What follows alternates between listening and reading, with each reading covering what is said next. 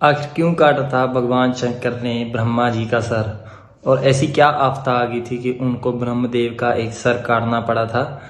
तो आप में से बहुत लोगों को सवाल है कि ब्रह्मदेव के पहले कितने सर थे, और बहुत लोगों का जवाब आएगा कि उनके 4 ही सर हैं, लेकिन ऐसा नहीं है। तो आज हम इसी टॉपिक पर चर्चा करेंगे कि आखिर महादेव ने ब्रह्मा जी का सर क्यों काटा था। तो नमस्कार दोस्तों, मैं हूं धर्मवीर और आप देख रहे हैं FI अपडेट्स।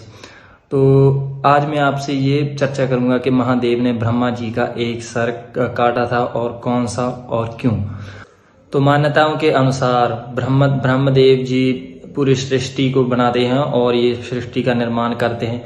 तो ऐसे ही ब्रह्मदेव जी ने अपने एक मन से अपनी पुत्री को जन्म दिया जिसका नाम था शत्रुपा, और उनकी वह पुत्री बहुत ही सुंदर थी और वो बहुत ही मनमोहक थी। इसलिए ब्रह्मदेव जी अपनी पुत्री पर ही अपना मन खो बैठे और उसी से अपनी शादी रचाने लगे। ब्रह्मा जी से परेशान होकर उनकी बेटी शत्रुपा पृथ्वी पर कहीं और चारों ओर शक्ति फिर रही। शत्रुपा में शक्ति थी रूप धारण करने की, वो अलग अलग जानवरों जीवों के रूप धारण कर रहे थे ब्रह्मदेव से बचने के लिए, लेकिन ब्रह्मदेव चारों तरफ ऊपर नीचे देख सकते थे, तो इसलिए वह ब्रह्मदेव से नहीं बच पा रही थी। जब ब्रह्मदेव ने अपनी पुत्री शत्रुपा का पीछा नहीं छोड़ा और उनसे विवाह करने के लिए उनको मजबूर करते रहे, तो इससे क्रोधित होकर महादेव जी प्रकट हुए और उन्होंने शत्रुपा को अपनी शरण में लिया और उसे बचाने के लिए ब्रह्मदेव जी को दंड भी दिया।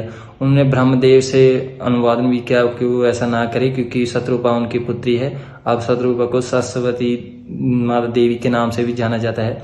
तो ब्रह्मदेव जी तो उन पर मोहित थे और उनसे शादी रचाना चाहते थे, तो इसलिए महादेव ने क्रोधित होकर वीरभद्र को प्रकट किया और उनके कहने पर ही वीरभद्र ने ब्रह्मा जी का ऊपरला सर, जो उनके चारों सर के ऊपर होता है, उसको काट दिया।